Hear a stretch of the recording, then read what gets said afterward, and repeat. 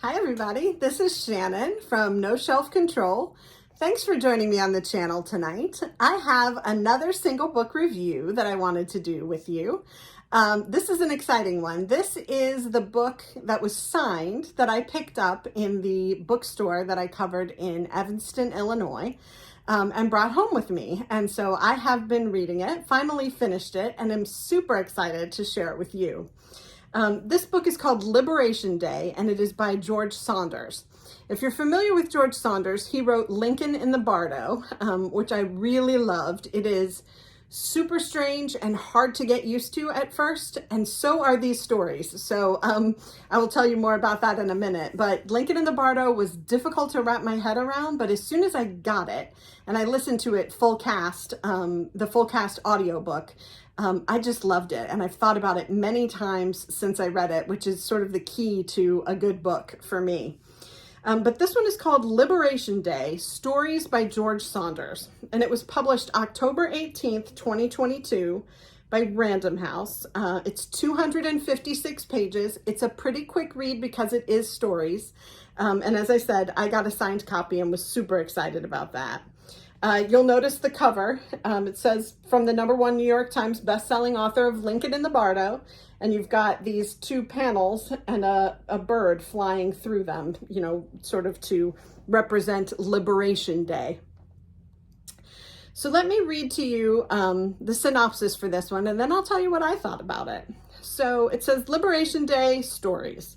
MacArthur genius and Booker Prize winner George Saunders returns with a collection of short stories that make sense of our increasingly troubled world.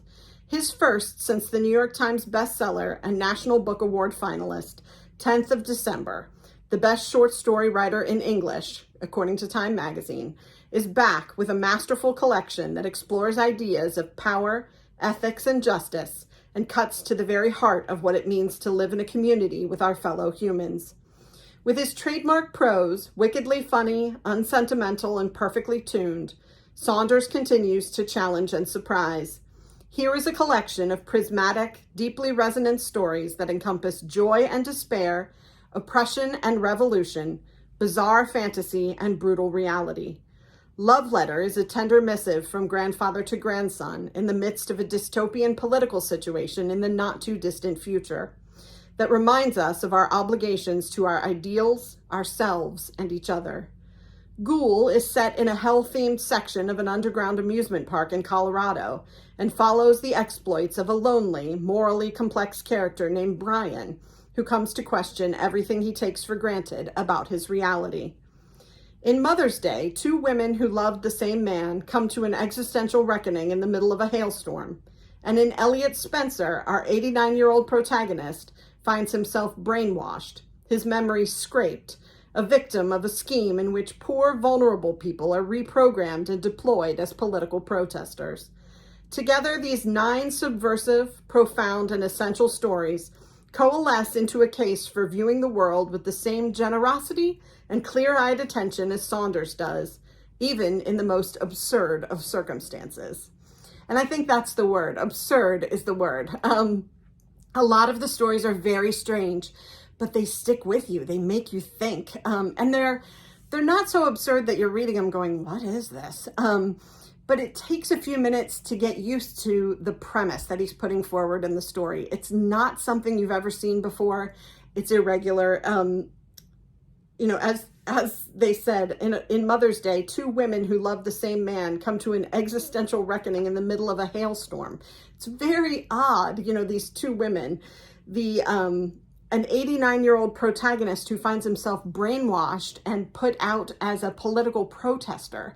And what happens in that circumstance? I mean, who thinks of these things? George Saunders, apparently. But they're very dystopian stories, remind me a lot of Ray Bradbury. So if you've read Fahrenheit 451 or any of Bradbury's other short stories, George Saunders and Ray Bradbury have something, you know, there's some trickle-down history there. But Ray Bradbury reminds me, George Saunders reminds me a lot of Ray Bradbury's writing. So in the titular story, Liberation Day, you have characters that actually act out life. as like entertainment for people's house parties. A gentleman has like it's not a TV, it's a set of people that are in his house. And when other people come over, they act out real life historical stories in, in reality, and people are entertained by that. And then what happens when somebody objects to using people that way and having them, forget their real past and become these characters for what's basically a person's television set in their home. I mean, what an odd concept, but what a really cool story when you read it and go, oh, that's strange. That's an odd conflict, a moral conflict that I never even considered, but just bizarre, but really, really stick with you. Some of the other stories, let's see. Oh, there's a story of a little boy who was assaulted by a homeless man on the street. He's like pushed down by a homeless man on the street. And he comes home and tells his parents.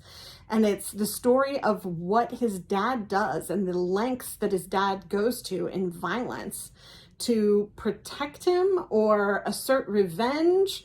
You're not really sure what the father's motives are, but you get to explore the feelings of both the mom and the dad about this situation. And then there's some mistakes and misunderstanding that happen that bring you to yet another moral dilemma in this story that make you think, oh, I don't know. I don't know what I think about that. What would I do if I were the parent, and what would I do if I then found out I had made a mistake or there was some misunderstanding? So, let's see. Another story about a group of people that live underground, and they believe that there is an above ground, and they keep waiting for people from the above ground to come down and visit their society. And it never happens. It never happens. And a lot of people have been like whispering that, it's never gonna happen. But if you get caught whispering or talking badly about the society or having any doubts about this underground society, you get punished,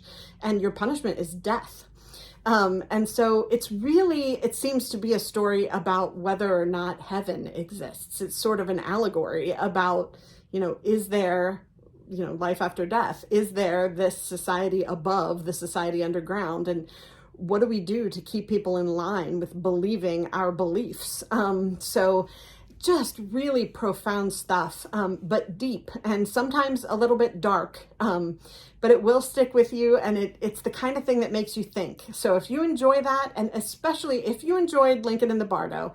Now, when we read the synopsis, I remembered that, George Saunders also wrote 10th of December. I have not read that, so I don't know if it bears any resemblance to Lincoln in the Bardo or these stories, but it won it was a finalist for the National Book Award, so apparently it was very good. But if you liked Lincoln in the Bardo, if you like things that are a little off kilter, but leave you with a lot to think about, you will really enjoy these stories. And these are Liberation Day by George Saunders. So I hope that you will check them out. I'll be back with more reviews, more book hauls, and more lists of books that are coming out soon that I'm excited about. So I hope you will be here. I hope you enjoyed this video. And if you did, please click like and subscribe. It helps me to keep track of what you're enjoying so I can do more of that. I will be back soon with more bookish topics to discuss with you, and I hope you will join me. So we will talk in the very near future. Take care. Bye.